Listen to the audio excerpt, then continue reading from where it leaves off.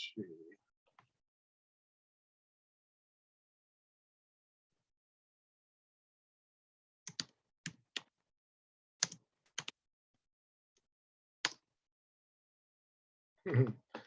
Okay. Hello, everyone. Hope you're doing well. Hang on just a second while I get everyone promoted. Oops.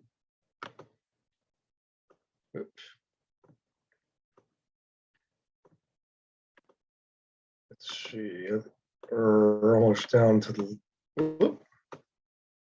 You go to the bottom, work backwards.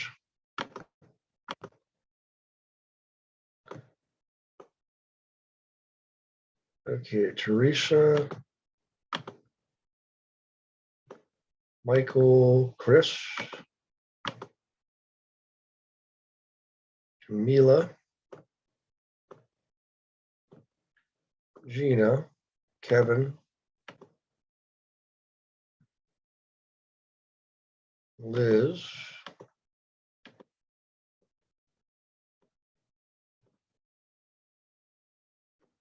not to talk. Okay.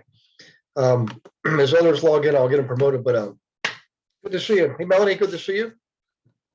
Hope all is well down in beautiful Austin. Hi, Gary. Good to see you too. Yeah, everything's good. It's good to see you, buddy. Thanks for getting back to me a little bit ago. Appreciate that. So, Gina, good to see you. Brianna, Hamazi, Jamila, good to see you. Susan Murray, I see Susan's house. I know Susan. Let's see, Mo. Did I see Brianna? Yeah, Mo. Good to see you. Michael, Chris, Teresa, good to see you. Sam, Kevin, Liz. All right. Well, tonight's actually going to be a little bit of a treat for me, because the idea or the request came up to talk about planning and the actual mechanics of planning. How do you actually plan, and how do I plan, and so forth. So I have some sheets of my own from my own Franklin Covey planner that I took a picture of. I'm going to share tonight and go through that process, and also from Gina. Gina sharing her calendar and how she manages that. And if any of you would like to share yours, if you have something, if you have one that you're using, absolutely share it, because we'll be happy to go over it and provide some constructive suggestions, things like that, sort of a critique. I know in early years, I mean, my planning was simply like a legal sheet. I mean, I don't have one here, but I'm talking about legal pad, writing things down like a to-do list. And to-do list is better than nothing. But to-do list is really in that for that day, right? And believe me, you definitely want to be in the present moment and be present every day and make the most of the day. But real planning involves keeping one eye on today and one eye on tomorrow. So you do have to look ahead so you can string together consecutively, goals, action plans each day, so that you can accomplish bigger and bigger objectives, right? So, when I talk about it, if it sounds like I'm making it easy or sound easy, it's just bear in mind, it's only because I've been doing it for 32 years. 32 years I've been using this process. In the beginning, everything you're feeling, I'm telling you, is perfectly natural. If it feels like, every time I try, let's do a test here. Small groups, let's make ourselves unmuted if you want. Raise your hand or just say, that's me. If you started out with it, like January 1st, for example, saying, I'm going to really plan, I'm going to work my plan, I'm going to manage a plan. I'm really going to take advantage of be a planner. And then within a couple of days or weeks, it kind of falls by the wayside. Has anybody been there, done that? Yep. So I think that's perfectly normal and natural in the beginning, because what it is it's habit forming. You have to form the habit to be proficient with it. Okay. And by the way, I should have, I don't know if Beverly put this in the notes from the prior week. I don't think it came up last week. I think it was a week before. The book called The Power of Habit. I got to tell you guys, I've read a lot of books, taken a lot of training programs. I would say that book right there, easily in the top 20, and I think my library is around 3,000 books. I would say the Power of Habit easily in the top 25, maybe top 20, depending on the circumstances, maybe even top 10. If you've never read it and you're not a big reader, maybe your library is, a few hundred books or less, that would definitely make this one of your top books. Has anybody read that book? I think Gina, you've read it before. Yeah. Any insights, Gina, you can think of from that book that just like 1, 2, 3 golden nuggets that come to mind? Yes. If you want to change a habit, there's actually a trigger and then a connection in your brain and then the habit. So when you want to change or add a habit, you go all the way back to changing the trigger. So when I wanted to start doing more squats during the day or more exercising, I tied mine to something I'm going to do no matter what, and that's drink a cup of coffee. And so before every coffee, I made myself do squats and lunges in order to have that cup of coffee, because I am not going to have that cup of coffee. So that was part of it to build that into my life. But that's the part that blew me away, was the trigger, the synapses in your brain, and then the habit. Yeah. And what's interesting is when you understand how our minds work, some people call it programming. I don't like to use that word, but it's probably an appropriate word. Your mind can be programmed just like anything else can be programmed. So when you develop your habits, you're providing your mind with very good programming. Well, assuming your habits are good. If you have bad habits, you're going to be, the old thing about the old saying with computers, garbage in, garbage out. So the fact is it called Atomic Habits? It's called The Power of Habit. The Power of Habit. Let me do this real quick here. I'm going to go to Amazon. Let's see. Amazon.com. Oh, actually, let me do a share screen. Hang on one second. Should have done that. Because I can't remember the author's name. Charles Duhigg, Duhigg. There you go. Looks like, and that's the book right there. So I forget who recommended that to me.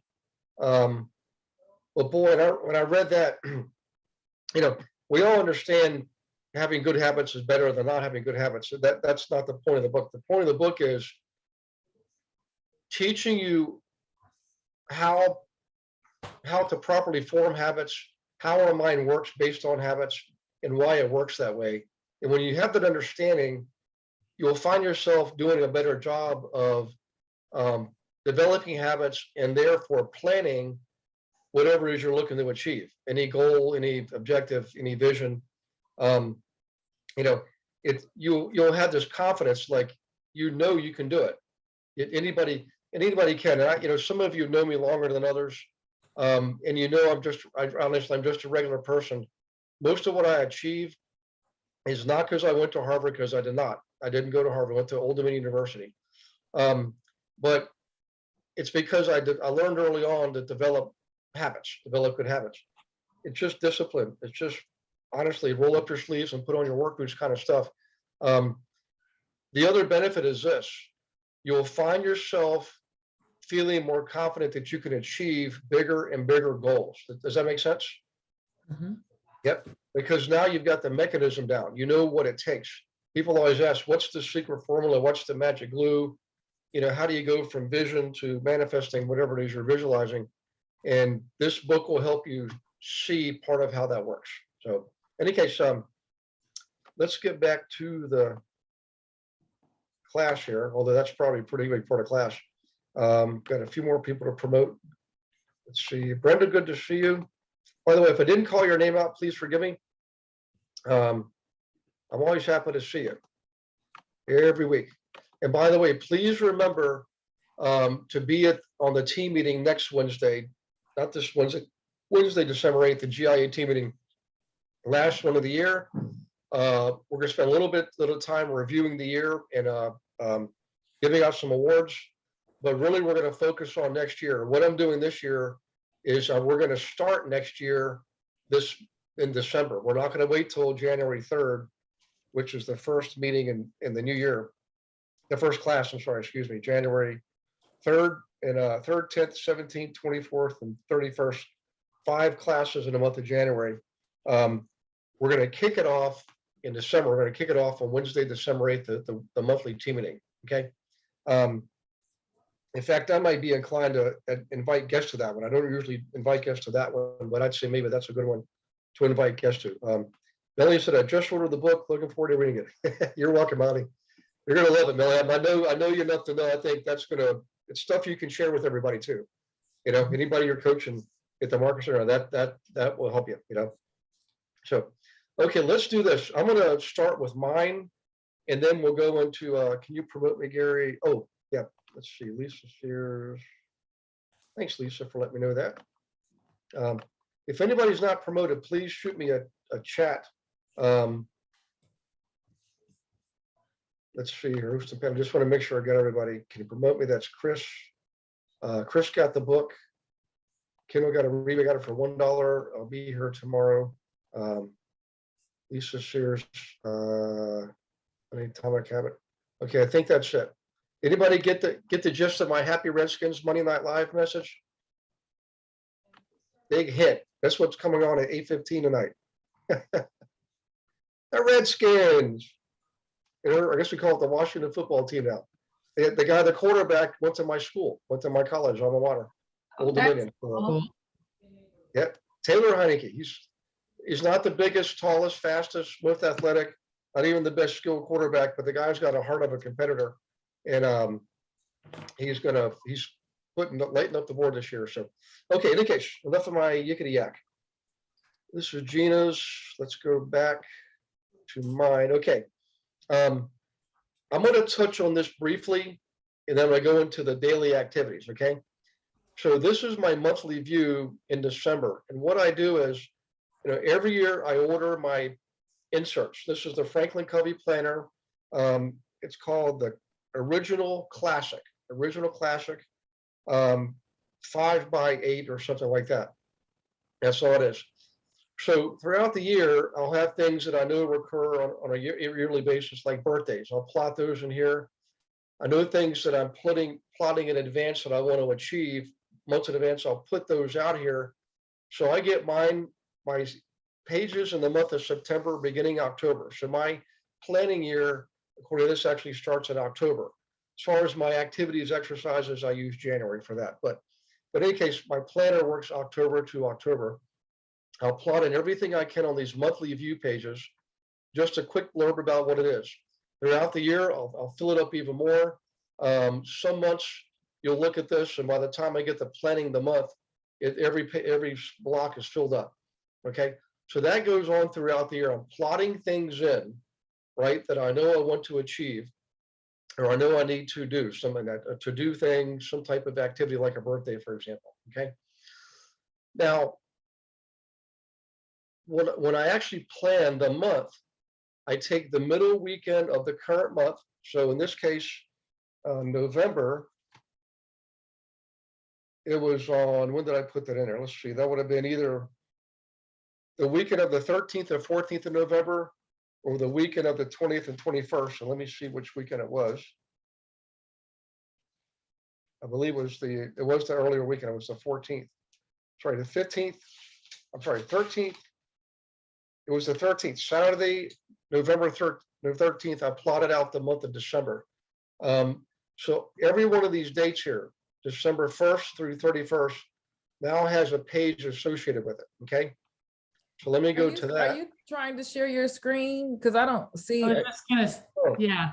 thank you, guys. I did okay. Let me go back here. That's what I was talking about there. So thanks for letting me know, guys. I'm sure you're probably trying to chat with. Yes. Can you repeat your process for the middle of the month? Did you say you block out a few hours? Is that Yeah. It generally takes me an hour to do this. So what I do, Melanie, is in December, for example, probably on the 18th, all right, I will take January's pages and put them in my planner. Oh, gotcha. Yep. And what I'll do is I'll go through And every single day, I'll put in the things that I do every single day. And I'm going to show you that in a second. And then I plot out the month as thoroughly as I can, leaving a lot of room, right? So in other words, my daily one-on-ones, my coaching calls are not even going to be in there yet. The things that I need to accomplish or meetings that are already pre-established, I'll plot all those in ahead of time. Gotcha. Yep. And then what I'll do is, let me swap this over this way. Okay.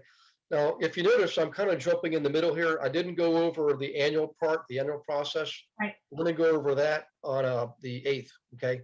Right now, I just want to focus on the actual mechanics of planning. Okay. That's Gotcha. Gina's. I'll get back to that in shortly here.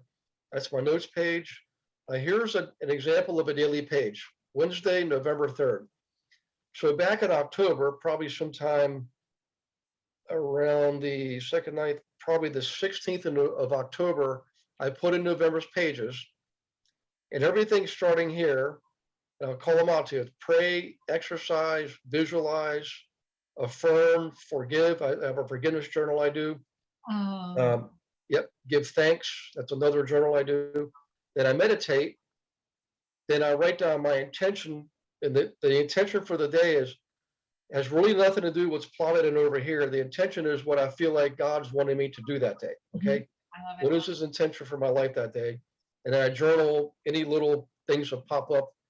For example, over the years, every once in a blue moon, this happens. You know, I wake up pretty much consistently 4 to 5 a.m. every day, and I always start off prayer meditation.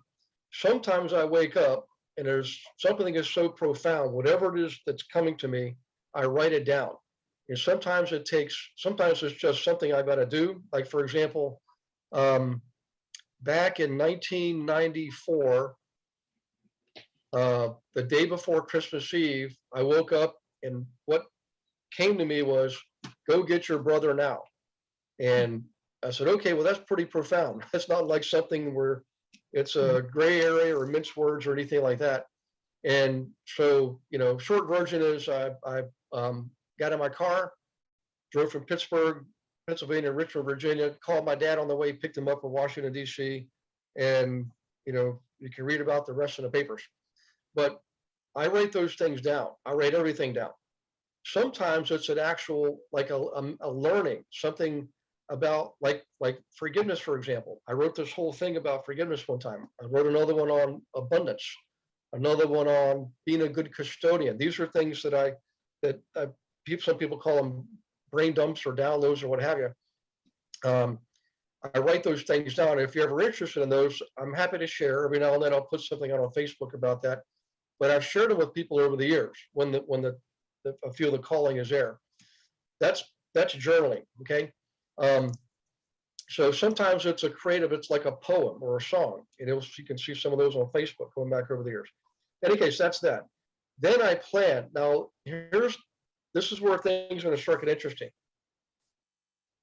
I've already mentioned that everything is already planned in here. And if you notice, from praying to appreciation is all in pen.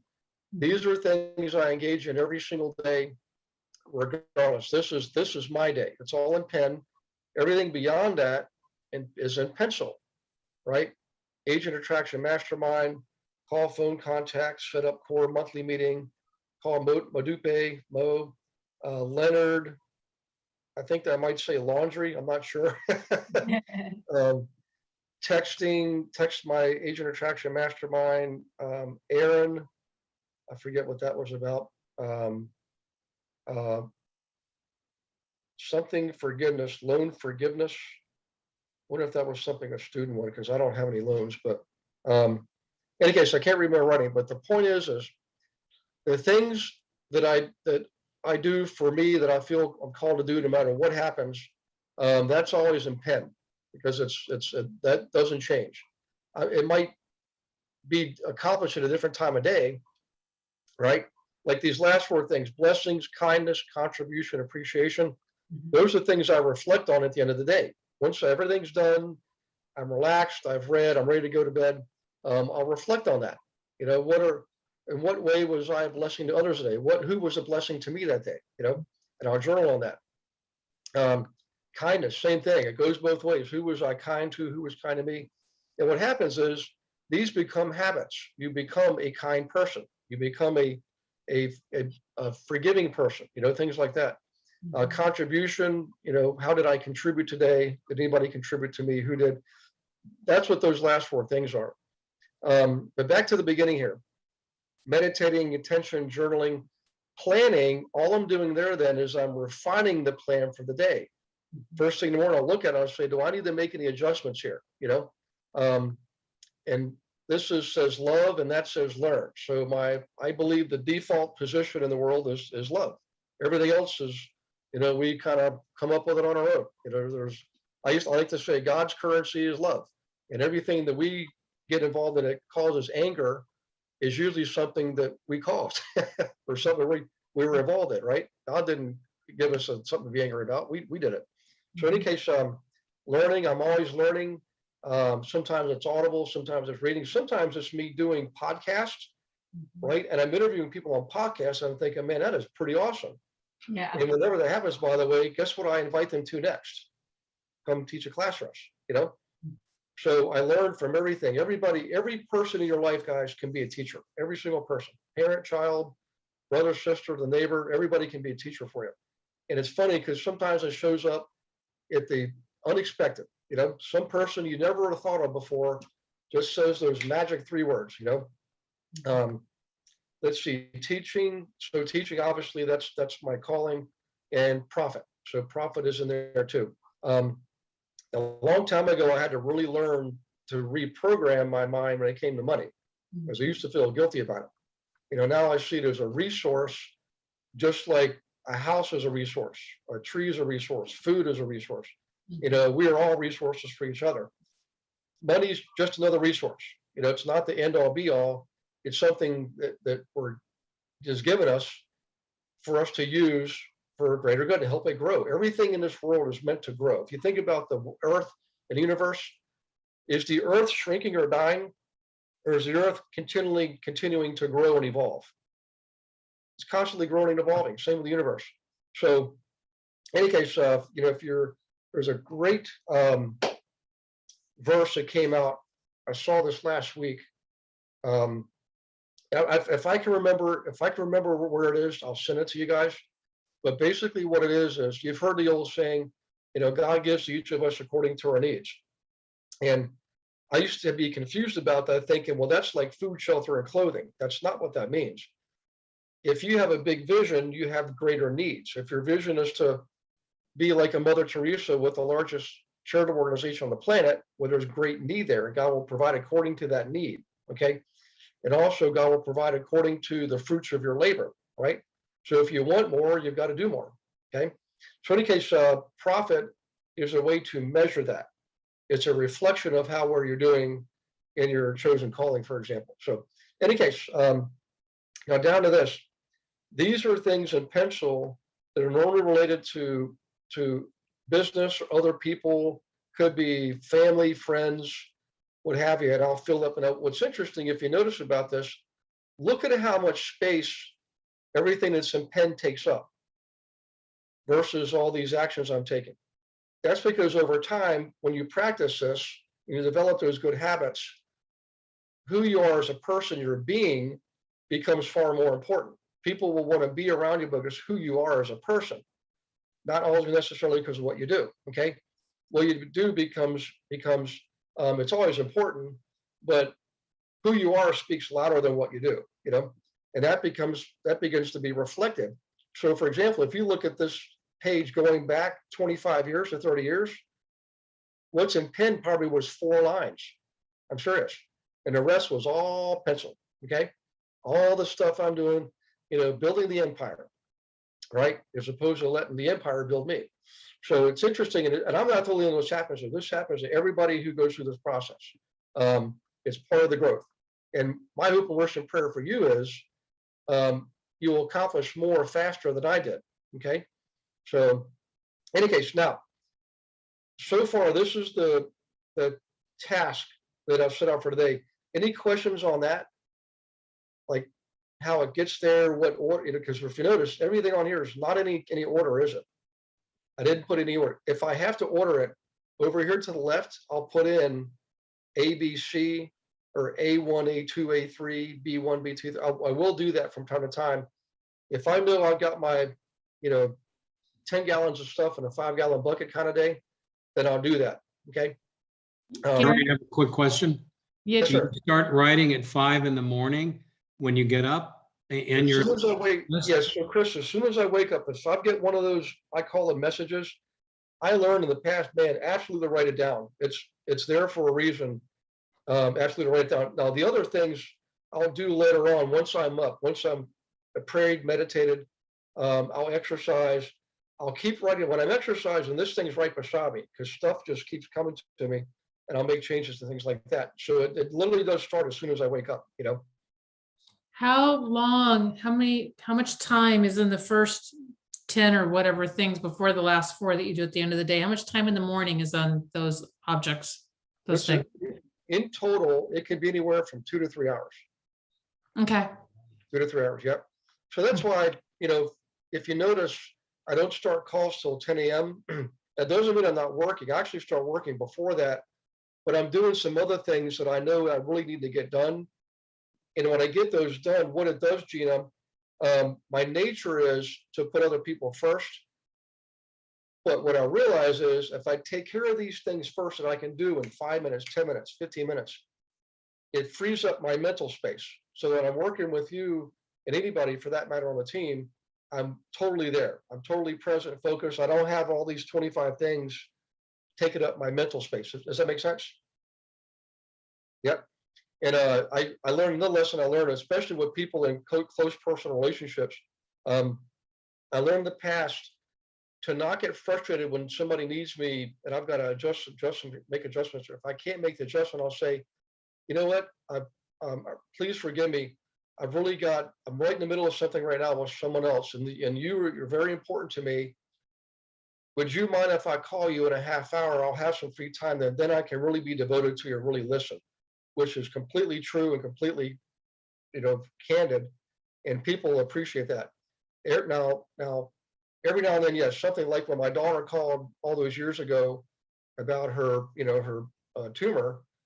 Clearly, everything, you know, I mean, I went to slate clean on that day, you know. So, but normally, most things that pop up are really not that urgent. They're people get excited about things.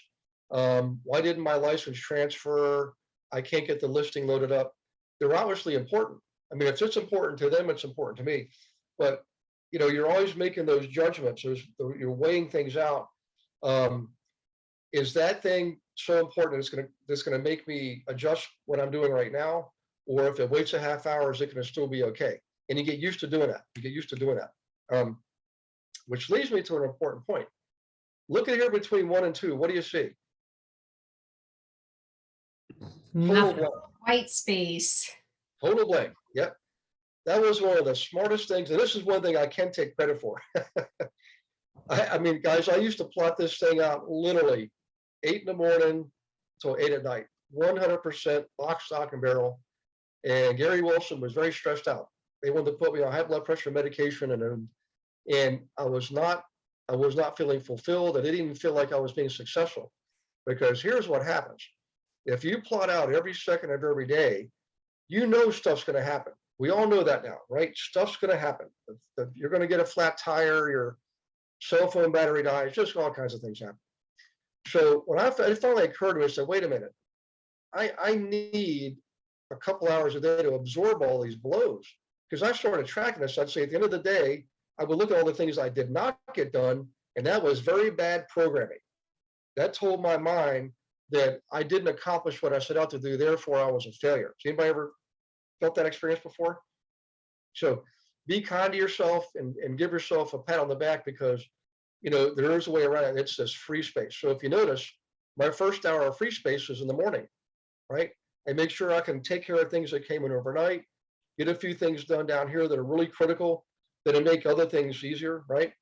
And then I get in on the student calls, and meetings with the operations team and things like that. And then I'll leave another couple hours open And what I'll do here is if I don't need the time, if nothing pops up and I'm okay, I'll just pick up the phone and start calling. And this is one of the best things you can ever do is maintain contact with your sphere. And when you do it like that, it's sort of impromptu, it's authentic and genuine. And they recognize you're calling it just because you wanted to say hi to them and catch up with them. So I'll make like an hour of phone calls, you know, even or text messaging, whatever the case is. And very rarely, but I'll do this sometimes, I'll actually go out and take a walk or I'll read, you know, not reading for pleasure, but reading for learning, business learning. Or what I'll do is I'll flip the page ahead and I'll look ahead at the next 3 or 4 or 5 days and see if there's something I can knock off in an hour, and I'll do that. Now think about that programming and that feedback compared to what I just described a moment ago. Which one's better? Clearly the second. Way better, Gina. I mean, I tell you, it'll make you feel so good and smile and happy. You're checking, and by the way, you're checking these things off, man. Don't wait to the end of the day because you'll lose the impact of the reward. Checking it off is a little teeny reward. It's like the Pavlov's wheel. You know, you put the little biscuit in front of the dog and the dog goes after the biscuit. So keep doing that. Okay, this is all the stuff you'll learn from The Power of Habit and some other good books. But in any case, when you can jump ahead and do something and catch yourself up or get ahead, well, that is really super positive feedback, you know. And what that does is it pulls you forward to want to go for bigger goals and achieve more. So these are the little things you get just from practicing these habits that I didn't know this stuff before. But all that positive feedback and checking all these boxes off felt way better than having half of them not checked. Number one. Number two is I realized I was actually going for bigger goals because my subconscious mind was saying, hey, Gary, you are capable of more than you think of. Go for more. Okay. That's one of the biggest lessons you could ever learn. In any case, I'll do a few more hours, right? Then I'll take a break, got to clean up some emails, text, things like that, have some dinner. Then usually I'm doing something at night, like teaching a class or having a mastermind. And if not, I'll read, or if I'm somewhere warm, I'll go outside. But that occurs every day. And it is a fulfilling day because it's a full day, but it's not just full of busyness. It's full of things that have meaning, like meeting with Charles Robinson, that had meaning, you know, speaking to the operations team about using LinkedIn, that had meaning. Testing all the Asian Attraction Mastermind members. You know, I do, if you notice, when I'm reminding people to come to a meeting or a class, I use group text.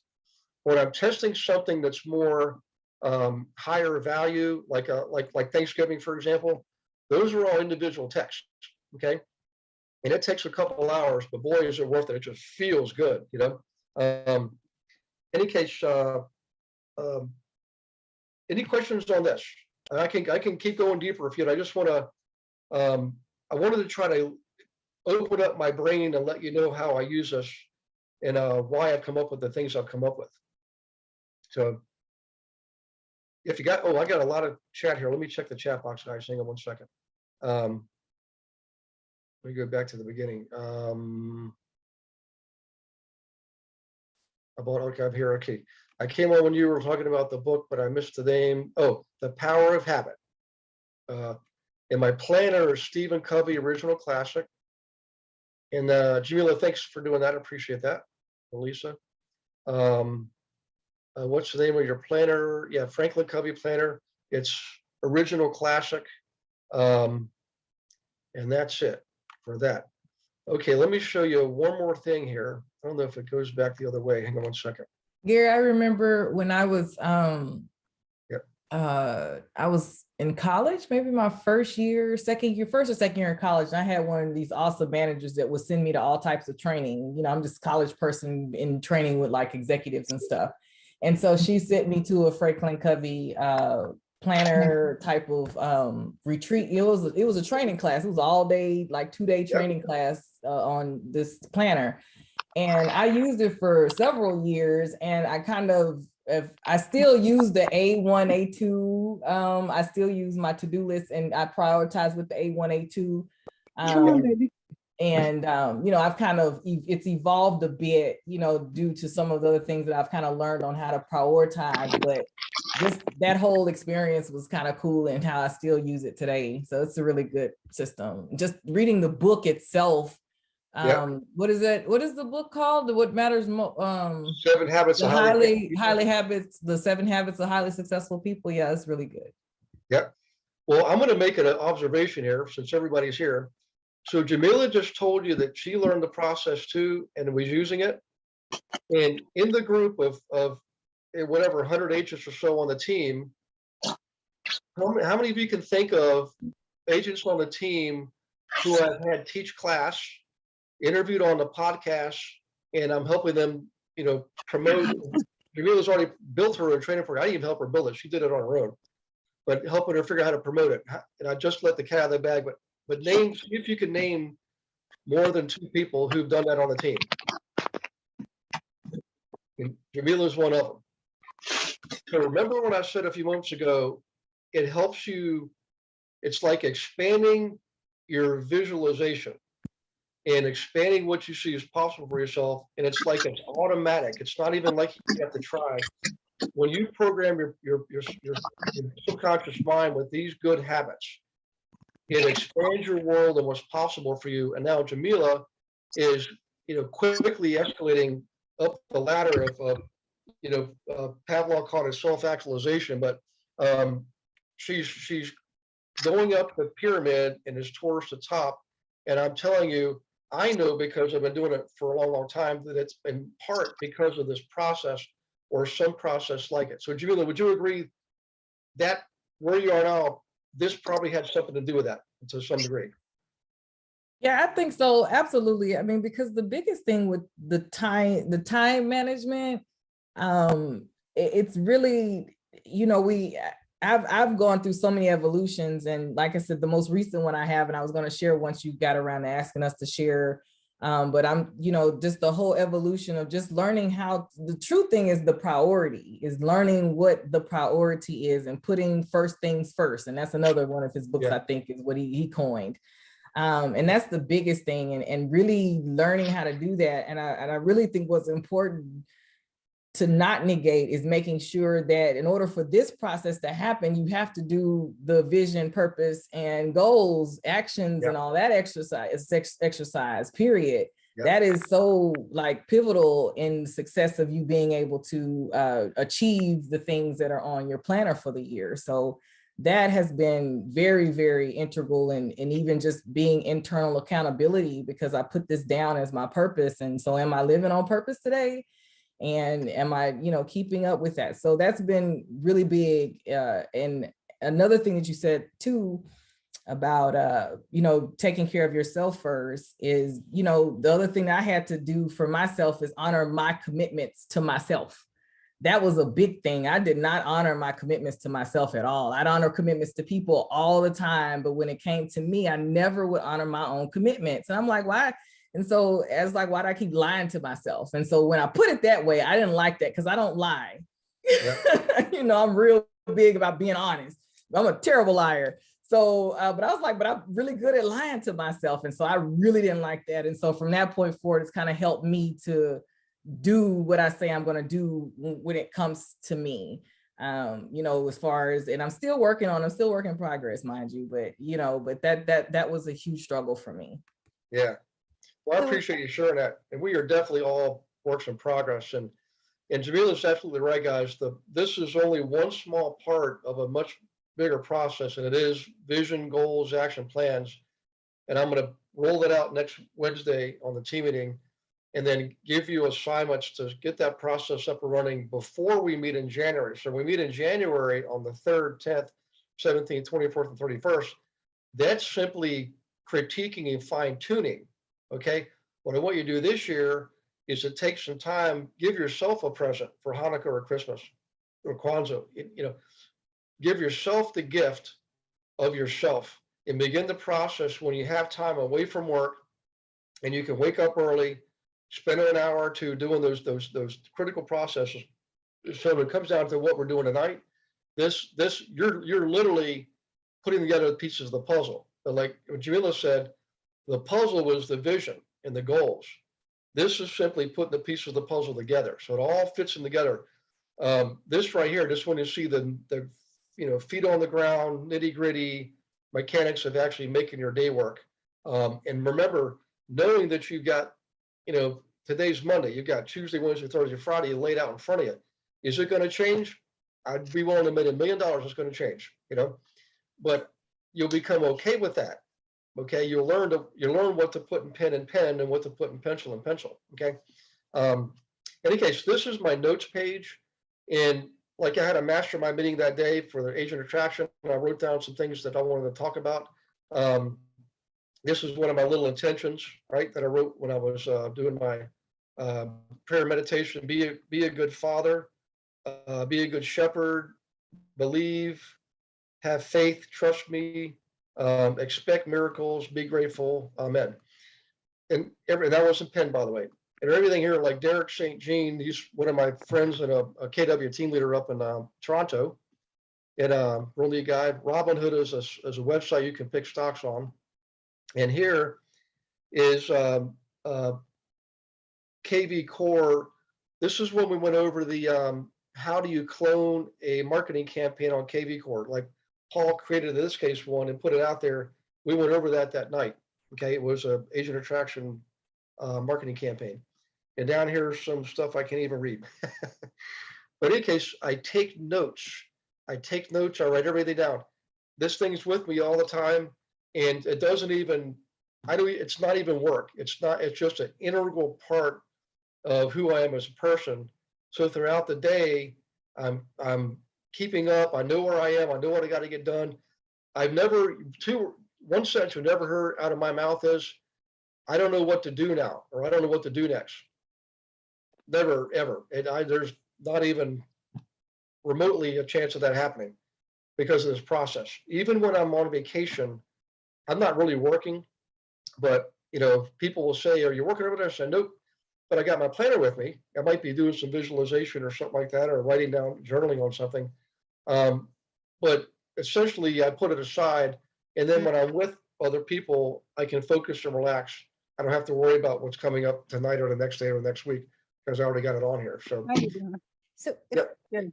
Gary and Jamila, thank you for sharing. I had a question regarding your process for your daily schedules, because as I mapped mine out and managing kind of a dual, situation, career situation, the challenge for me is not only honoring the time for myself, but that white space in the calendar. When I'm managing, W-9 full-time career versus, building the real estate practice, I do not see or find that I can allow myself a lot of white space on my calendar Yeah. because I feel like I need to be in one space or the other. So when you learned this system through Franklin Covey, was the allotment of the white space or the mapping that you have now something that you started and learned from the beginning, or is it something that you kind of evolved into in this process? Because that's where I find the challenge or the tug of war with my own schedule is which industry should I be serving at what time? Yeah, excellent question. So first off, I was really blessed because guess who my teacher was back in 1989 when I learned this? Stephen Covey. Awesome. Wow. Bank, and I didn't know. I was 25 years old. I called myself a punk. I was a punk. I'm sitting there thinking, I want to be surfing. That's what I was thinking, I didn't really fully appreciate it until years later. So early on, Liz, and bless you, because there are many people start off just like you do, and I did too. I was working full time when I first got my license, right? And I still kept working for a year and a half. So what I did was this, and I had to learn this. Somebody had to show me, say, look, Gary, you're trying to make it like you're going to flip a switch. You're going to go from the corporate world to the entrepreneur world. I said, not going to happen unless you win the lottery or somebody gives you a bunch of money. And neither one of those things was going to happen. She said, you've got to add this onto your schedule. And it's going to be painful at first. It really wasn't. He was just trying to prepare me. But what I did was I made sure, that I got agreement on this with my home life. I was married at the time, and I said, honey, I really want to accomplish this for us. I want to, build this and do that. And of course, it all sounded good. Yeah, we're going to have, all the big house and the boat and the car and all that kind of stuff. And we did. But getting there, what I did was I completely cut out television, 100% flat out, cut it out. And so when I came home, I spent time with my children because they were young and they needed help, and my wife needed a break. And then we had dinner. And then what I did is I went back to work for 2 hours. Okay. Sometimes 3, sometimes 4. All right. And I literally forced myself to do that. And then on Saturdays, I would give up a half a day on a Saturday, every other Saturday. And every now and then I'd put in some time on Sunday afternoon, but very rarely. Sundays were always sacred to me. And there were times, Liz, I would literally stay up or get up in the middle of the night, Friday night, Saturday night, and go downstairs and work for a couple hours. And I know that sounds crazy, and I don't wish this on anybody, but I'm telling you, when you're trying to shift from one lifestyle to another, in your case, corporate world to the private world, you've got to add the private stuff on first, onto what you're already doing, because you got to honor your work commitment. You got to honor your family. If you got children, spouse, all kinds of stuff, but that short-term duration is just like I said, it's short-term. For me, honestly, I could have done it in a year. I mean, I did it. I actually achieved what I want to achieve in 6 months, but I was too chicken to leave the corporate world. I couldn't bring myself to say the words, I'm retiring. I had 2 children and a 401k and all the goodies of the corporate world. It took me another year to give myself permission and have the courage to do it. But I'll tell you one thing that's going to help you, Liz. I know you're thinking, if you're like me, well, I need so many transactions a year to be able to make this switch. How many of you have been in that boat before? You're thinking you need so many transactions to move from this corporate world. Yeah. Guess how many transactions you actually need? 1. You need 1. That's all you got to do. Make that one thing, that one transaction, your one thing, and focus every ounce of energy you have on the right kind of marketing. And my opinion, Liz, is if I had to do it over again, I'd have got on the phone and called my sphere from day one. And I didn't do that. I didn't listen. I'm like, I don't want to bother them. There's my family, friends, neighbors, blah, blah, blah, blah, all that negative programming. And when I finally got a transaction, I realized, you know what? My neighbors are going to buy and sell a house at some point. Do I want some other person to get that? Or do I want to get that because I know I'm going to do a good job for them? And that's when it changed for me. But back to the one transaction. The one transaction will give you a couple $1,000, okay? It'll teach you that in maybe 20 hours of time, you earned 1 commission and got at the end of the day, maybe get $5,000, okay? So now you're going to tell yourself, well, wait a second, if I can do that once, can I replicate it again and get another transaction? And now that I know what to do, I know what it looks like and feels like and smells like and tastes like. How long do I think it'll take me to do that? And you'll probably say, well, probably like a month. That's what I said. It'll probably be a month. It didn't take a month. It took about 2 weeks, okay? And then, by the way, then it did take a month for the next one because it goes like this, right? But the point I'm trying to make is it'll program your subconscious mind to tell you, you can do it. And then everybody will say, Liz, if I can do it, you can do it. And I know you, Liz, you are way smarter than I am, okay? I know you can do this. Once you get that first one, it'll condition you to believe that you can do the next one and the next one. And by the time you get to probably 3 transactions, you'll realize if you left your day job, which is 40 hours a week, what could you accomplish if you apply 40 hours to the same degree of intention and discipline that you did in only 2 hours a night? You follow what I'm saying? That's an important concept. You're like, you have to be extremely efficient to get it done in 2 hours. So when you leave your corporate job and you apply 40 hours to this world of real estate, I can promise you this, you're going to make a lot more transactions because you've learned the raw talent and skills while you were working a full-time job. I wish I could tell you it'll happen today, tomorrow, or next month. I can't, but I can tell you this is, I know I know how I am, I know how Gina is, and we are relentless in having every person on the team achieve their goals, you know? There's nothing, I mean, Gina will probably tell you about some of the conversations we have when you're on calls with her, but it's absolutely its core. It's like part of our being. So we'll help you figure out what are those things you need to do to get to that first transaction. And it's going to be related to you calling your sphere. I'm pretty sure of that, you know, and getting that first one under your belt. But in any case, so back to the original part of your question, you're going to have to reduce what you're able to do in a time frame you have to do it in. To my opinion, that's going to be 2 hours a night, maybe 3 nights a week. You know, you figure you're going to have something on another night with the children, your spouse, church. Maybe Friday night is your family's date night, something like that. So just figure 3 nights a week, 6 hours. And if you can do 2 to 4 hours on a Saturday, you can definitely do it. And I was coaching softball and soccer and doing scouts, all kinds of stuff. And I really had to be efficient, but you know, a lot of my business, the future business, came from that sphere. Where in the beginning I wouldn't touch them. I didn't want to bother them. That was my thought process. So have faith in yourself, believe in yourself. Getting that first transaction, that'll definitely increase your belief. The faith you get, that's an inside job. Success is an inside job.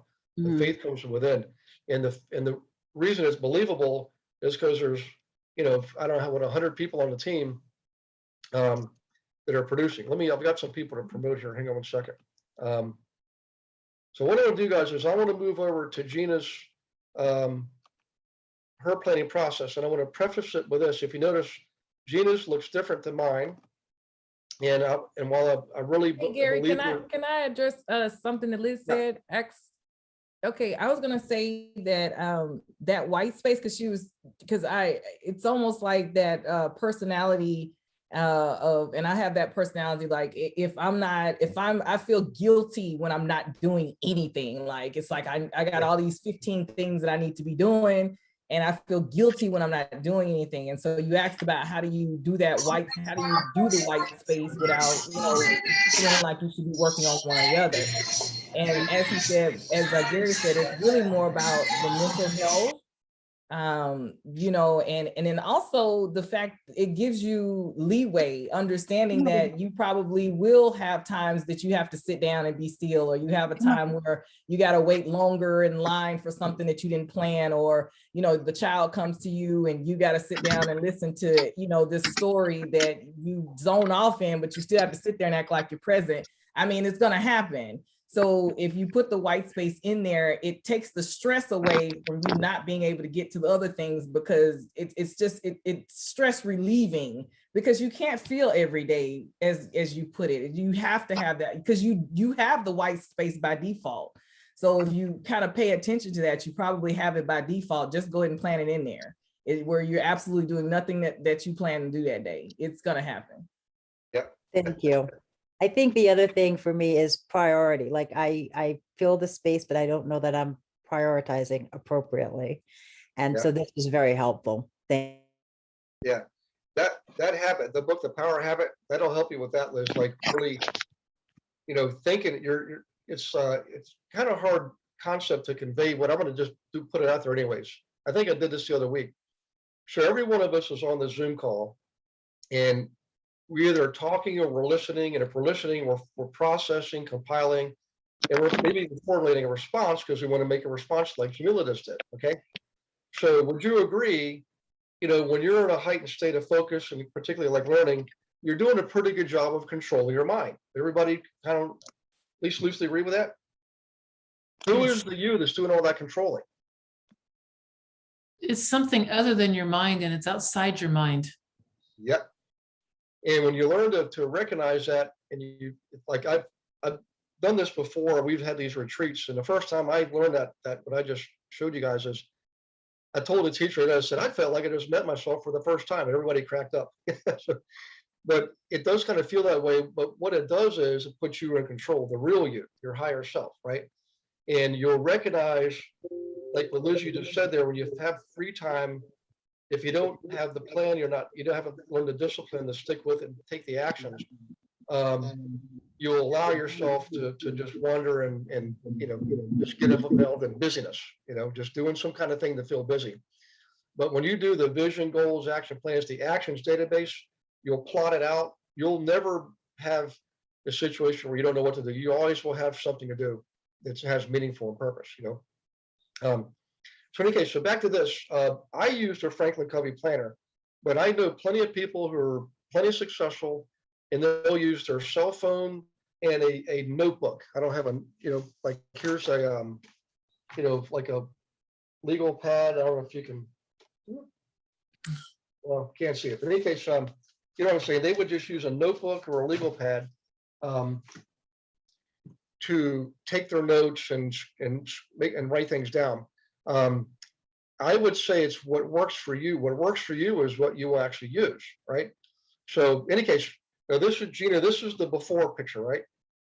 Yes, If I'm not mistaken. that's before my week starts. That stuff's in there, Yep. planned out every week. That's For before. the most part. And look at the after. Yeah, So- it turns into a little nightmare. I'm just So- gonna fully fess up to that. That's why I was so interested in this class, because it really does start to shift around, and I try and keep it as accurate as possible to what my life really is. Can you Yep. guys screen share? Oh, am I screen sharing? You're I not. can see. Oh, I and see maybe it. I just can't see it on this view. Sorry, guys. That's okay. It's a calendar view, Sunday the 14th through Saturday the 20th.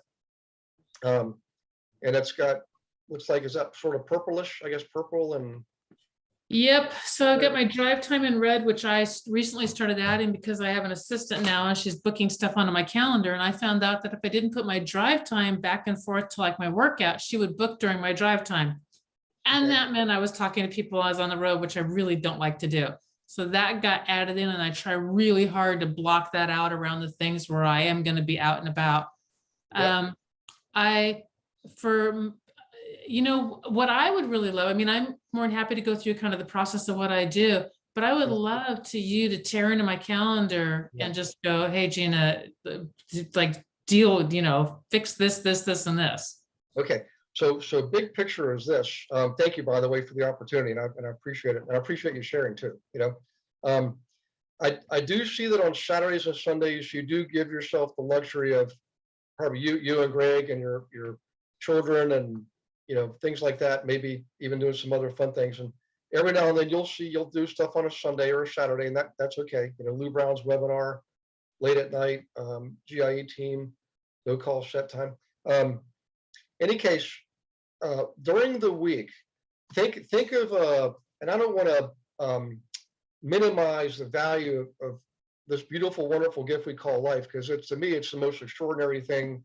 It's the miracle of all miracles, just the fact that we're here, just a miracle, So given that, think of the way you show up in the world in as many as 9 different ways. We call these your 9 environments. You've got your physical body, your mind, your spirit, your the home you live in is an environment, the neighborhood or town you live in is an environment, right? Your family is an environment, your friends are an environment. Your wealth, your money, the savings you got is an environment. Your business, your job is an environment. There's 9 right there. I think it was like a wheel, and you in the middle. You put you in the middle, in all these environments. You feed you. They feed you, and you feed those 9 environments. And by the way, a side note: as you change in one environment, it's going to have an impact on other environments, negative or positive, right? Some environments more than others. So in other words, if you improve your physical health, mentally, you're probably going to feel better, right? Mhm. You'll be more capable of enjoying your environment, things like that. There's all these impacts. So what I had to learn to do a long time ago is, Gene, I was just like you, man. I would start at 8 o'clock in the morning too, and I realized I was jumping into the fire right away. I gave myself none of that that 1 hour free time to absorb things that came in overnight, take care of a few things that are in my, remember the task list and pencil, get a few of those out of the way, because it gives me that, that momentum. It also helps me clear out my mental space. So when I'm working with, Liz, and you have your coaching, Brianna and Bonetta and Emily and Eddie and Jasmine and Tom, and I know you're really good at what you do, by the way, because I know you're totally focused and you're with them and you're present. But just imagine if you had a little bit of a gap here, free time, maybe one more after lunch, and then it looks like in the evenings, you're pretty good to yourself in the evenings. I generally stretch my day out. Like I have no problem going until 8 o'clock at 9 o'clock at night, as long as it's something like this. Like to me, I love this community atmosphere, the fellowship, the sisterhood and brotherhood. This feeds me. This doesn't take from me, this feeds me. So I really enjoy this kind of stuff. But what I'm getting at is 9 o'clock rolls around, I still got plenty of time. I can read, watch a special, nature show or something like that. But I wonder, in your evenings, are your evenings completely open after dinner, like free time? You just go for a walk, read, watch TV, things like that? Yeah, so my mornings, well, I'll answer with my evenings first, and then I'll tell you my mornings. Okay. Evenings, I turn into a pumpkin pretty early. And so I like to just shut down and go spend time with my husband and just like relax and chill out and all that kind of stuff. So I don't like doing stuff late at night. Like I really dislike it. I'm much more a morning person. And so I get up also, I'm sometime between maybe 5 and 6, I usually wake up sometime in that range. And then I spend my first, I read a chapter out of the Bible, sometimes 2, maybe 3 at the very most, but always a chapter out of the Bible every single day. And then I do a prayer time where I'm just listening for God and God's word. And I use that goes on a sticky, here's a whole string of them, of sticky notes of what I'm supposed to be focusing on for just that day. It's literally just that note. And I just started adding in, attaching them to that. I mean, that's like a few thick on that thing, just so I have that in front of me over the past. It's about a week long that I can see at any time of what God's telling me to focus on that day. And then my third thing I do is called Homework for Life, which is just journaling a tiny little snippet of something that happened the day before that was impactful or unusual or different. And I do that for 2 reasons. One, because I like to tell stories, and that gives me the stories of my life that I can pull out of to tell the stories on. And 2, so that my life doesn't just go by in a blur where every day is like the day before and the day before and the day before. It's not like that. So I can literally go back and go, this is the day that my phone was broken. Oh God, that was hellish, and this is the day that this happened. And this is the day that that happened. And every day has measure importance around it, even if it's just something stupid that happened the day before or funny or ironic or whatever. Because for me, that slows my time down. And that's what I want. I want to slow my time down. Yeah. And then I dive into the day and I let it completely fill up with a million things. And I used to dread my Mondays, even though I love coaching and that's my favorite thing, but it used to kind of freak me out because my day starts off back to back, booked the entire day with no break in there. And now I just am relaxed about it because I know that this person will reschedule and that person will cancel and it's okay. And I can like wrap my brain around it. But the rest of the day I do let stuff I just book in every square inch that I possibly can. And if I get a little break, it's not my deliberate break. It's because nothing happened to be scheduled there. And then I can shift gears to doing I use Trello board also. So my Trello board has my to-do list, which is 1,000,000 miles long. And then I'm like my today in between my little breaks, I took 4 days off for the holidays, which was incredible. I worked my socks off doing other stuff, but not work. And so I came back to, I don't know, something like 400 and some odd emails, and I'm down to 250-ish. And I'm just trying everything I can that was my goal for today, was to get my emails knocked all the way down to a nice manageable 30 or so. I'm not quite there yet. So that's typically what I do. Okay. All right, dig in. All right. So I've noticed what I would consider the lunch hour, roughly between 12 and 1, and it's good to at least have a half hour, but it looks like some days you don't even have that, like Wednesday, Right. for example. Okay. Yeah. When you do have a chance to have a break, like, yeah, and I do get it, sometimes people will cancel, and that, so when people cancel, is that sort of your built-in downtime? Like Yeah, I'll grab, the thing of it is that doesn't work, and that's why I do want you just to dig in. It works for little tiny tasks.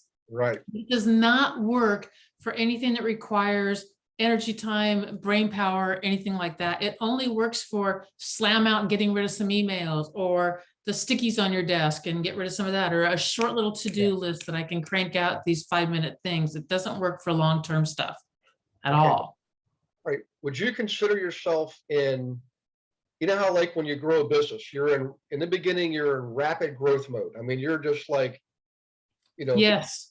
there's all kinds of phrases I'm thinking of, but I don't know if I can say them in public, but you know what For I the mean? EXP side, the GIA side, the agent attraction side, absolutely. For the coaching side, no, I feel like that's it's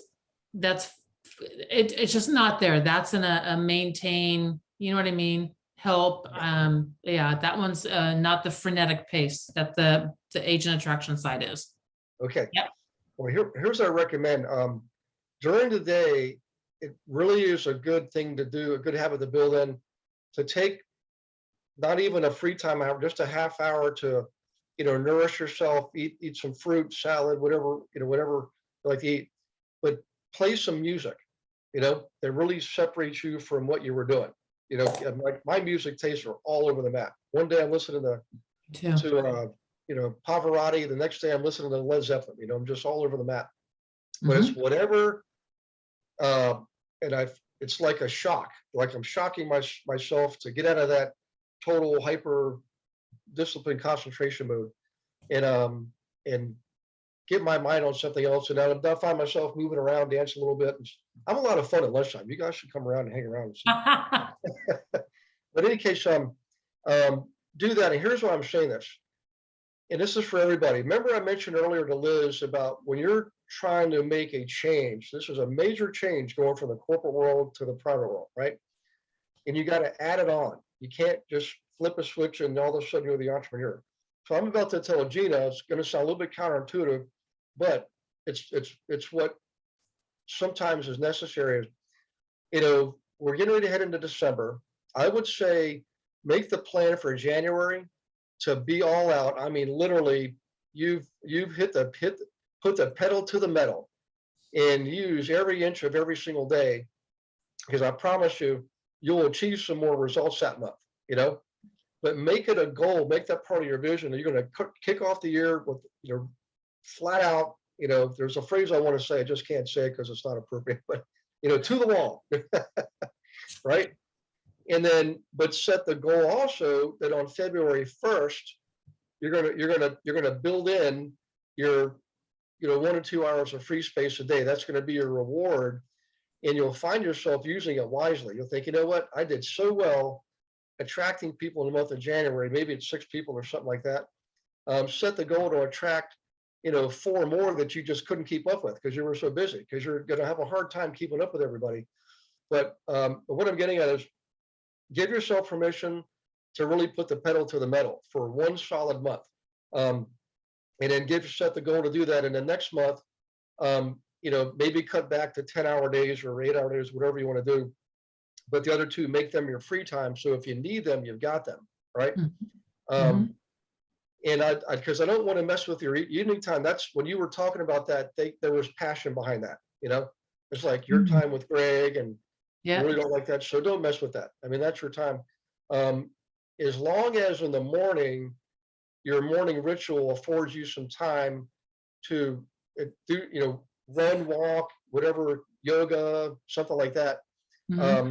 Some people can pray, meditate while they're doing those things. I used to pray when I was exercising, and then I would meditate. So I really condensed that time frame, and that's when I was a rapid hyper growth mode. So believe it or not, you can pray while you're exercising. Not that it's an easy thing to do. Please God, will it finish soon?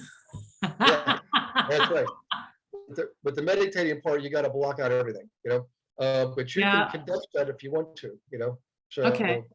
but but just remember, what's the saying? I was trying to remind us to, it's something I came up with a few years ago, and I was trying to recite this the other day, and I couldn't remember, but basically what it is always remember, like when you're sitting, sit with your back straight, right? Chest up, male, all of us, chest up, chin up, and look up, because that's where the bright side is. So if there are lights you can get, if you live in a northern part of the country or Canada, there's lights you can buy that to a degree duplicate some of what you get from the sun. But if you're in Florida, man, just go to a window and look up, or yeah, exactly. I used to do that. I mean, like literally every half hour for I'd go over the window for 60 seconds and it would really ground me again, bring me back to being present, and make me feel like a regular human being again. But if you can get outside, that would be ideal. It's sometime during the day. Just get out, move around for a half hour or something like that. If you can't, then throughout the day, go to a window and just look out and look up. And you'd be surprised at how much that lifts you up when you look up and the sun's hitting you in the face, and it feels good. But just those little things, and then in February, set the goal to focus. Go back to maybe focusing on some coaching, some of the people that you were still trying to attract, but you just need more time with, and do something like that. But I know in the past, when you're looking to really grow, you just have to just put the pedal to the metal. You schedule, you plan, and I'll tell you, for me, what I learned is I don't need 8 hours of sleep a night. I'm fine with 6. Not saying be unhealthy. You know what your what your body clock will tolerate. 5 to 6. Yeah. Yeah. Same as That's you. it. I really just need 5 or 6, and then I'm good. And one more thing on Fridays, this was another really big win for me. I would push it all the way to the last minute, the last hour on Fridays, because I want to squeeze everything out of that week. You know what I found out was Friday night was sort of like I got to decompress now, or I'm not fully in weekend mode. So when I cut it back to 2 hours, I went, instead of finishing at 5, I finished at 3, and then I have to clean up, but I was really done by 4.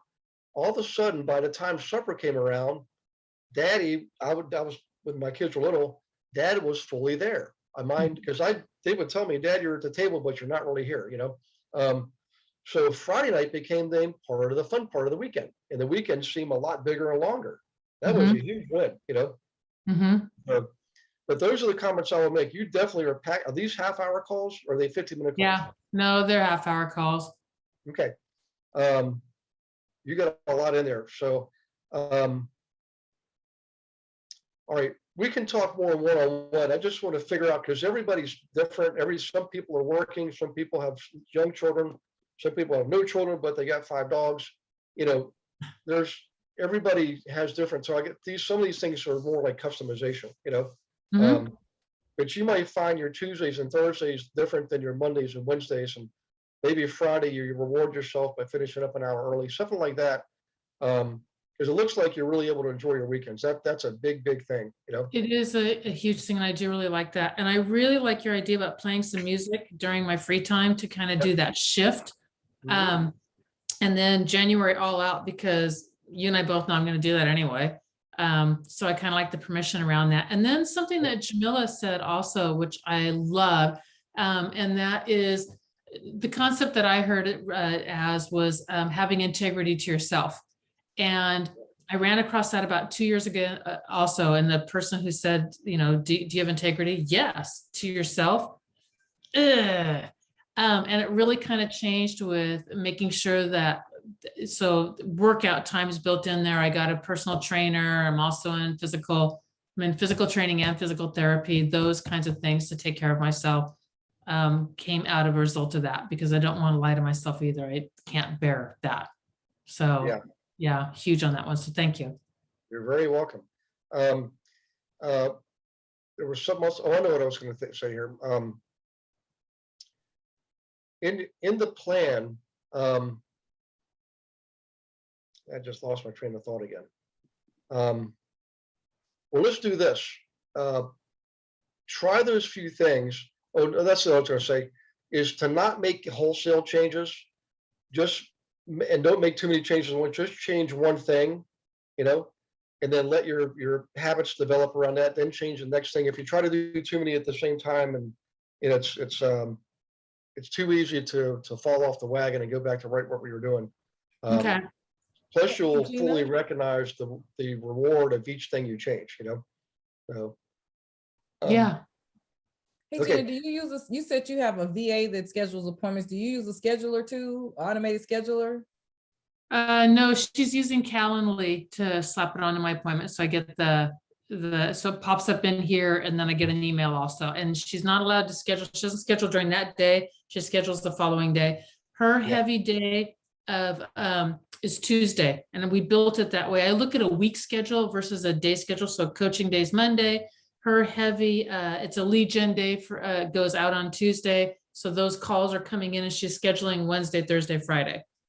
The reason why I asked is because I use the same schedule actually that Gary uses. And when I started using that, it was so liberating. So if anybody does not use Calendly or a scheduler, oh my gosh, it's so liberating. And what I was going to say, you were saying that you have to kind of put the drive time and I know that kind of maybe junks up your thing, but you know, you can create the blocks.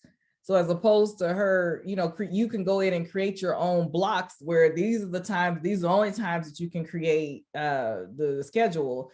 And so I don't do any appointments before a certain time every day. I end appointments at a certain time every day. If I'm booked, I'm just booked. And people tend to respect that. It's kind of funny. And so that's just kind of like an FYI. So you do use, your assistant uses it for you, but yeah, go ahead and you know, with that drive time and everything, just so you don't junk up your calendar, because I'm real big about not junking up my calendar. It drives me crazy. You know, just block out the times, just that block of time that she can schedule. That way it won't interfere with your drive time. You want to hear something really funny? What's that? I thought that I had. I'm like, here's this huge chunk here. And I realized, you know, really, I need to go, here's this chunk here and here's this chunk here. And add those buffers.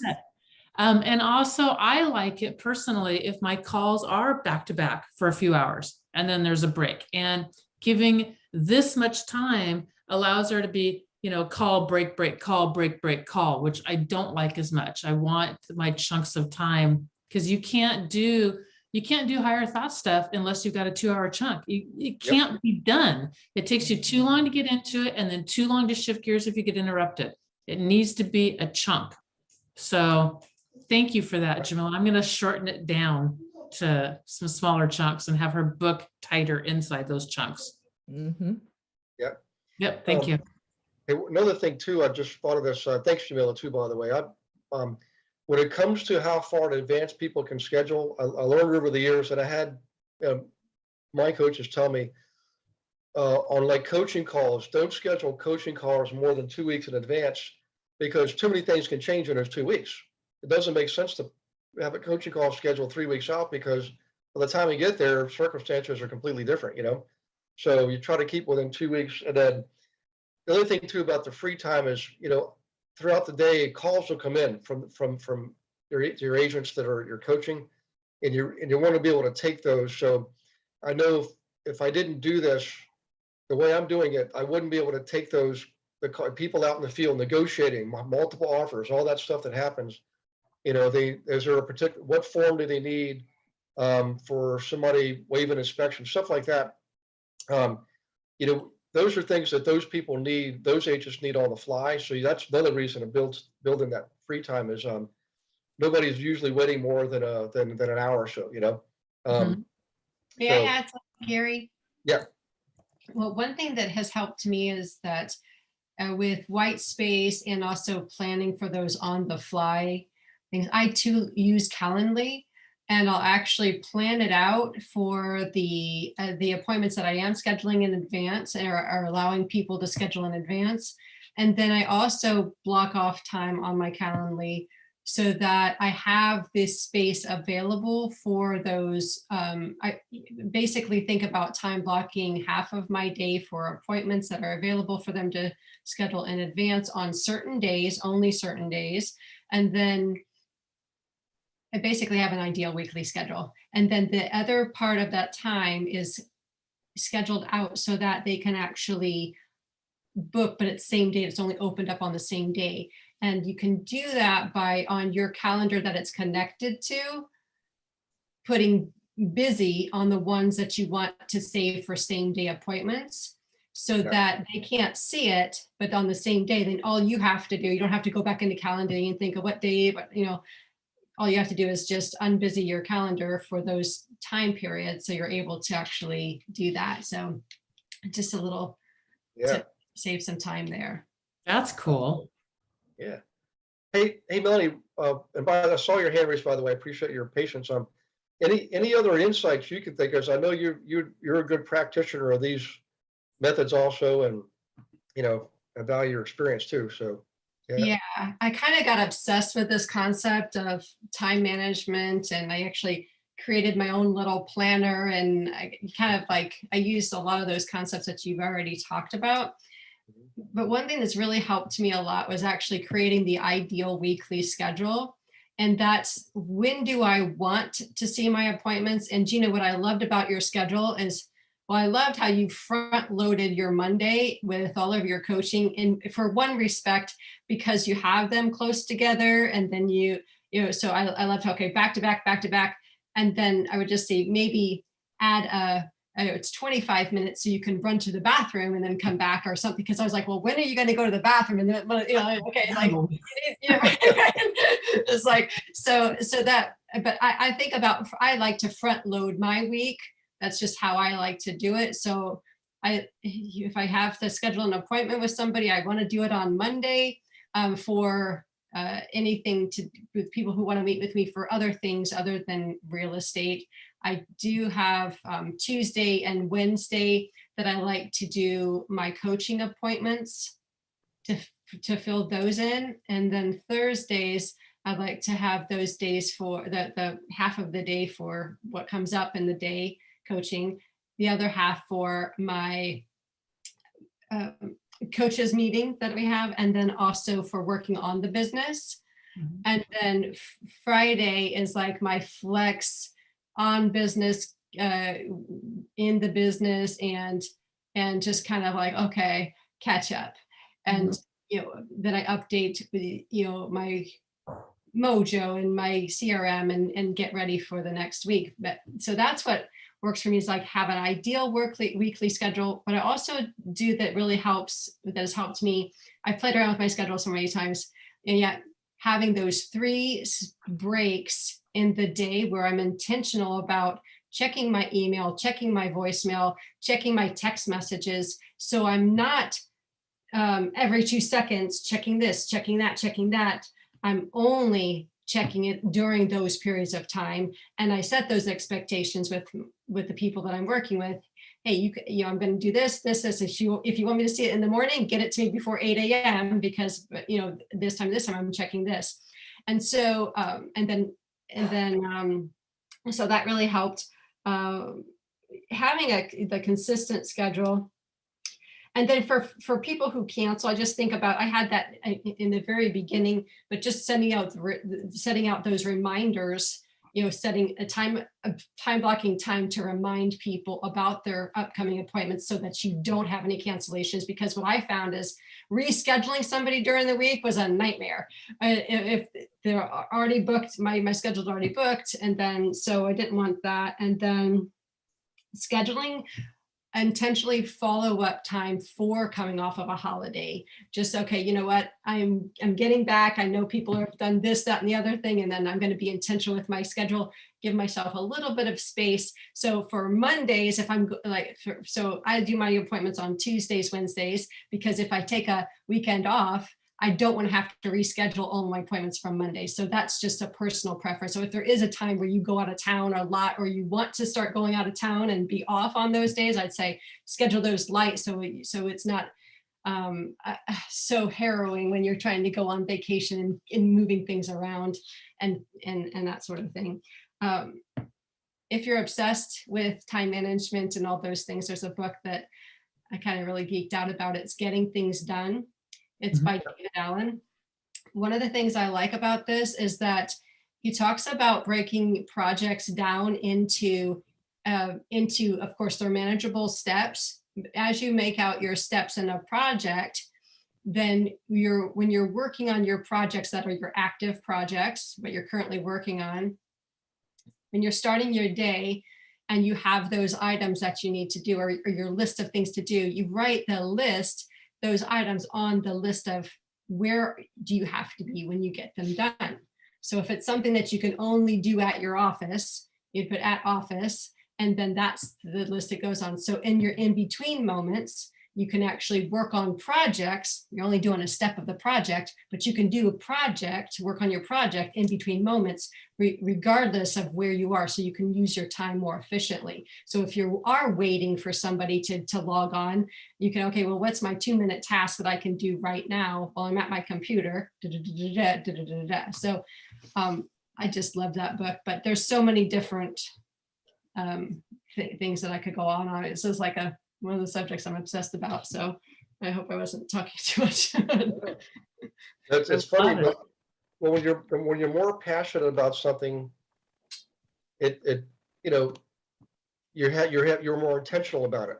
And the more intentional are you about something, chances are the more you're going to focus on it and the better you're going to be at it. So, I mean, there's something to be better at and intentional about. I would say planning is one of them. And it doesn't have to take a lot of time. I mean, everything we're talking about, we now probably do. So for example, for Gina, how much time would you say you spend daily planning, weekly? Like, do you take Saturdays and Sundays to a half hour there to plan out the week? Do you do once a month for, like, tell me about how much time you're putting into the process here. So yeah, very low. Calendly does it for me because I can book out stuff to repeat. Like birthdays are automatically built in, date nights are automatically built in, all those things that can be are built in for forever. And I use that schedule or that feature for that purpose. So I really don't spend time planning out my calendar at all. The planning time I have is like once a month, I redo my net worth statement. Things along those lines. So I spend some time, working on some stuff like that, but not on my calendar at all. Yeah. How about you, Melanie? I spend probably about 4 hours per month because I do like to spend, I take a Saturday or a Sunday, just depends on what's happening in my world, to have a quiet morning and just work on the 2 hours there. And then each week, I do use the 411 and in my GPS and all that kind of thing too for my goals. But every morning I actually have a gratitude journal. I have a journal that it's a gratitude on the left side and it's my goals on the right side. And that's the goals as I already have it. So I do count that as planning. It's my visionary time. And yet I think that is planning towards my future. So I do count that. I do use that in my time. But yeah, that's pretty much it, except for. I have a general question. Okay. I've taken, and this is a wonderful class. So thank you all for all your contributions. I've learned immensely. However, one thing that I've been waiting in the wings to hear is how do you schedule your living? How do you fill in the time for picking up the dry cleaning, going grocery shopping, cleaning up your house, stuff like that, because I'm a single guy, I live alone. And when I just live by the calendar, my house falls apart. And then people are like, what are you doing? So thank you. Yeah. How do you schedule the living part? It's like conceptually, scheduling work is really great. Yeah. With what Liz was asking earlier, like she's part-time and she's filling this in. So I think about what are the times available that you have for work, and then work on your top 20%, 80% of the time during that time, right? So you're being more efficient. When you're calendaring, you're putting everything on your calendar, I think about, well, what are those times you have available for work? You only know that after you've put your other commitments that you have to do, you put those on your calendar first. And we even have a philosophy of, okay, schedule your vacations on there first, because you want to make sure that you have your fun time. So your family time, okay, I'm driving the kids to school. I have to be here.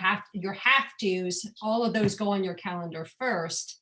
From that point, then you see, well, what are the available times I have to work with? Now, Gary and Gina may have different philosophies, and we can hear that. Sorry if I'm just jumping. But for me, I think, okay, what's the available time that I have?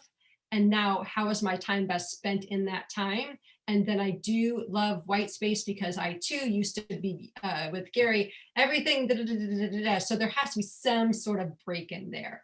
So it could be a space where I'm taking the kids to school, and then I have a little bit of flex time, so I'm not so stressed out. The driver in front of me is going to get slammed if they don't go fast enough, because I haven't made it to the office yet by whatever unrealistic expectation I set for myself.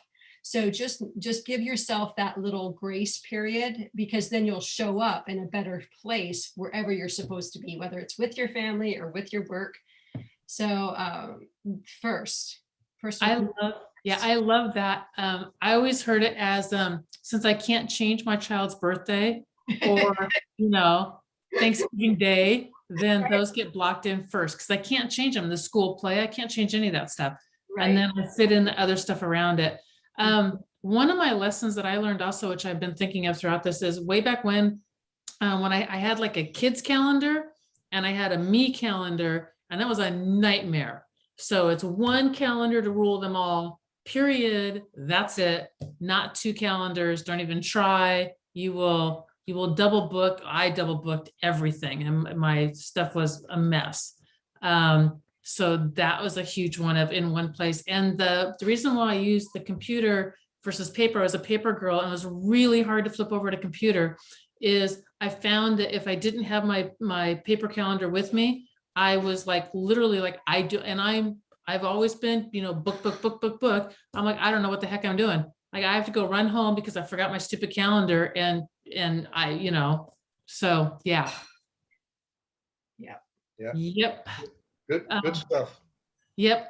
The thing that I like about a paper calendar, though, that I've never is that really gotten off the computer one, is on the computer, I'm like, it all looks good. Like I got time here and time here and time here and time here.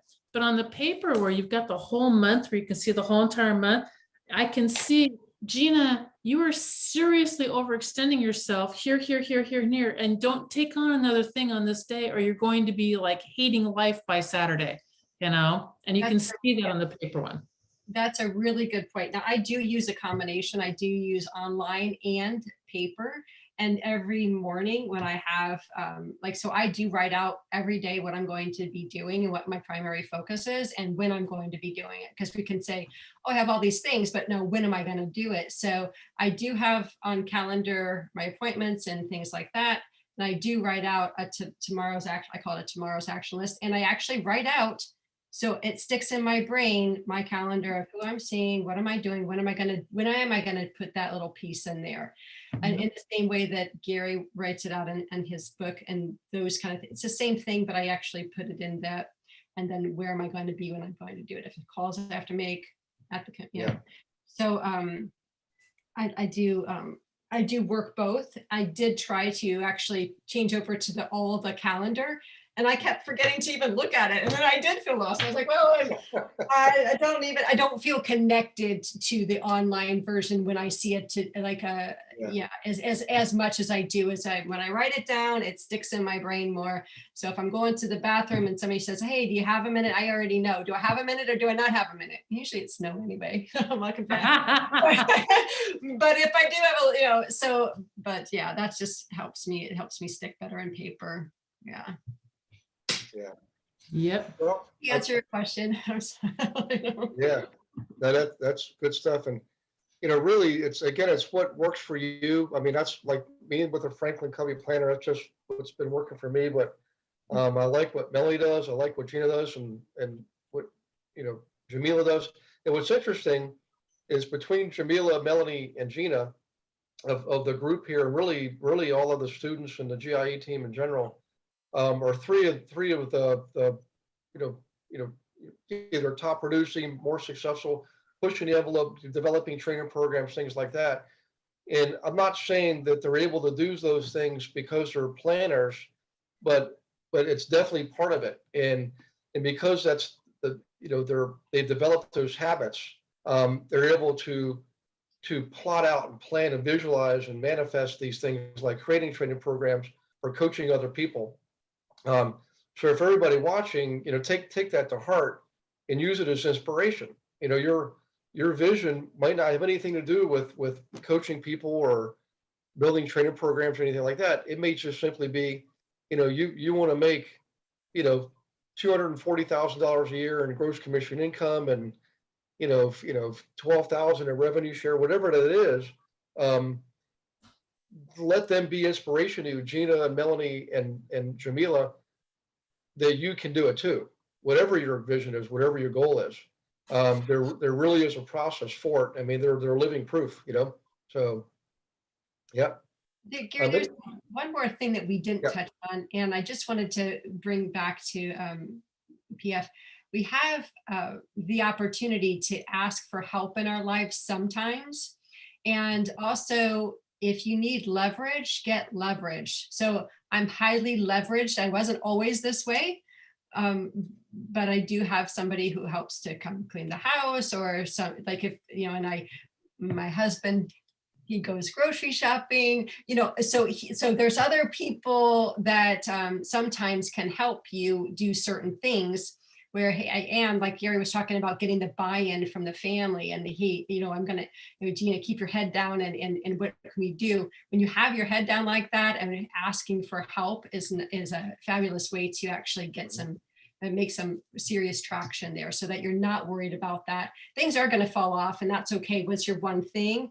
Not everything's going to be in balance, and it's okay. It's a messy house. I mean, I like a clean house too, get it. And it's like, sometimes, what, I want to make the money, get the things done, and then we can worry about there's some of the other things that can be on hold for a minute. That aren't. You just reminded me of something. I love this quote. I don't know where I first heard it, but they said life is a bunch of balls that we're juggling. And it goes back to Gary's different environments. They're, the financial ball, physical ball, spiritual ball, if family ball, whatever, agent attraction ball, real estate ball, whatever they are. They're all balls. We're all juggling all these balls. And it's all cool if a ball drops once in a while. Like, it's not going to kill you if a ball drops. The difference, the only thing is the health ball and the family ball. Those two balls, those are made of glass. Yeah. So all the rest of the balls, if they fall, they bounce, you pick them back up again, throw them back in rotation, everything's fine.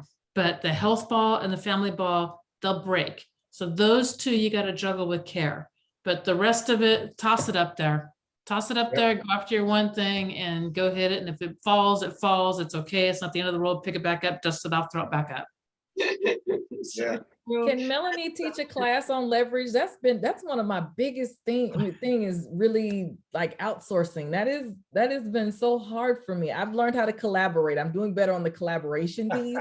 Yeah. But the actual like delegating, taking the time, that's a skill in itself. And communicating, because you have to. I've outsourced a few things, and I wanted somebody to transcribe something for me. And I had 3 different people transcribe. It was different things, but they were the same format or whatnot. And my instructions, the way I gave them all the exact same instructions, but they all came back looking different.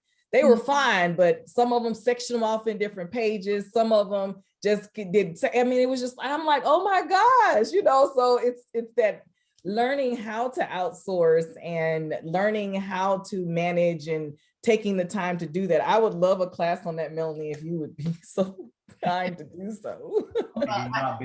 Maybe like me, not being the control freak.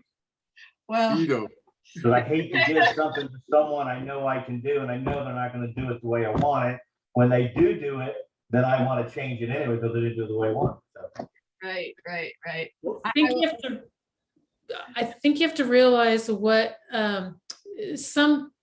I remember my first hire, and I had to realize really quickly that 90% of the stuff she's going to do 110% better than me, but 10% of the stuff she's just not. And I had to be okay can I live with her doing it at 80% of what I would do it, knowing this other stuff is actually better, faster, quicker, like when my real estate files, when I would turn in your real estate file, when I would turn in my real estate transaction file, Denise's file is about this thick. My file looks like this, maybe like this, or short sales. So it was a mess. Oh, She's 100% better than I'm ever going to be. Is she going to nail everything better than me? No, there were other things that were only like 85%, and I had to go, it's worth it, and plow forward, you know? Mhm. Yeah, and it's definitely a process. And the bigger picture, having this leverage, this person who may not do it as well as you do, or may do that 110% better than you, and that's what you really want. And having the vision, though, this person's going to get me to where I want to go. And so that's an easier way to let go. I'm not the leverage expert by any means. I would say I'm better at, I'm a work in progress, as everybody is, right? And better about that thought process of it doesn't have to be me. And now I used to feel guilty when it wasn't me. And now I feel guilty when it is me, because I'm like, okay, look, your hourly rate is supposed to be X. And anytime you're spending time you're not making X, or somebody else can do it for less, then you should be doing your other job, and they are doing the one that costs you less than your hourly rate. So it's definitely this work in progress. And yeah, and Can you imagine what we could do if we have like 100 employees each? right? Oh my word! I took over the world. Not joking. Yeah. Hey, Melody, you're absolutely welcome, and I'd be honored to have you if you do want to teach a class. I mean, we've had other students on teaching in the past, and you certainly fit the bill if you'd like. Yeah, I will gladly teach a class on time management and efficiency and that sort of thing. So yeah, absolutely. And listen, the pay is really good. Do tell, Gare. Self gratification. That's right. I'll tell you what, guys, I'll leave you with a good story. Who here remembers Rick Benes and Anna Jenkins? They're two of my oldest, dearest friends. They were students of mine years back. So they've literally have not only executed the model, but lived the model to the degree where in March, they're going to be able to take off for 3 months. You see March, April, May, for 3 months, March to June. Oh, love it. Yep. And then mid-August, they go away for 4 months, I think it is. So September, October, November, wait a minute, August, September, October, November, 3 more months between August and November. Just take it off. They've got it all dialed down. They don't cook. They have their own private cook that cooks their meals, not living with them. The person comes in once a week, cooks the meals, sets them up for the week. They're done. Everything, every moment that they have is put to good use, either for their business or for themselves personally. And everything else that's like food, shelter, clothing, basic, daily routine stuff, they don't do. It wasn't the one big move. It was a gradual transition over time. It was a process, but that was part of their vision. That is part of their vision, and they set the goals to do that. And I'm blessed enough to get to go down and visit them and stay, weeks at a time sometimes. And we're a lot alike. I mean, and Gina knows us, so both, and we're very different. We're also a lot alike in the fact that we are absolutely dedicated to our life's missions and the goals that are associated with those missions and those visions. So in any case, I'll maybe have them on to talk again too, maybe about their trips coming up to help inspire you. But Melanie, what I'll do is I'll have Beverly send a link to you, and then we'll get you a time set up. Sounds good. So, hey guys, any other final thoughts or questions? Let's do a test here. Raise your hand if having this discussion has increased your desire to implement this as part of how you operate. Yeah, that's excellent. And and I like to say that I'm living proof. I really am. I'm obviously a work in progress, and I wish I knew in my 20s what I knew now, but but that's okay. The point is learn from others, Melanie, Jamila, Gina, right here on the team, you've got them right at your disposal. So reach out, ask questions, and duplicate, right? So, okay, guys, I'm going to go have, I'm not going to have ice cream, Oh, ice but cream. I am going to have lemon meringue pie. Oh. Yes. So I had a pecan pie last night, running out of pies, so I got to go get some more pies. But you guys have a wonderful week. God bless you and your families, and I will see you. I don't think there's anything else. Wait a second. There is something. While you're doing that, Gary, thank you so Yeah. much for tearing apart my calendar. I really, Oh. really appreciate that. And the more you can tear into stuff like that with me, the more I appreciate it because I just want to grow. So Yeah. thank you. You're very welcome. I'm glad to do it, and keep sharpening the pencil. So because I learned stuff tonight too. I mean, I'm sitting there taking notes on things I should do also, and I'm going to do the same thing as Gina in January. I'm going to hit the ground running, both feet, both hands, full throttle. Dolls to the wall. That's it. Gina can. I love it. Yeah, just relentless pursuit. Because I can tell you, I'll leave you with this: is when you go about it like that, you'll go a lot further, a lot faster. And I would rather, if I know I can build something, I would rather build it in a year and enjoy it for the next 9 years than take 10 years to build it and be 10 years older. I would rather just put my nose down and just do it. Just get it done. Do the hard thing, do the work. And I promise you, when you reap the rewards, it'll be all worth it. And you will grow as a person too. You'll find out when that CIO, a news Donna told me that time in the elevator, said, you have no idea what you're capable of. And I really felt like I was out of gas. I mean, I had a cot in my office, that's how bad it was.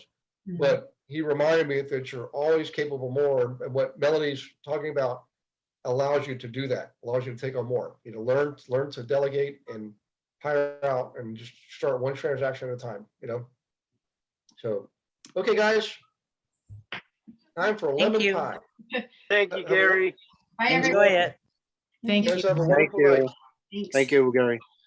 You're welcome. Bye, everybody. Bye. Al. Bye-bye.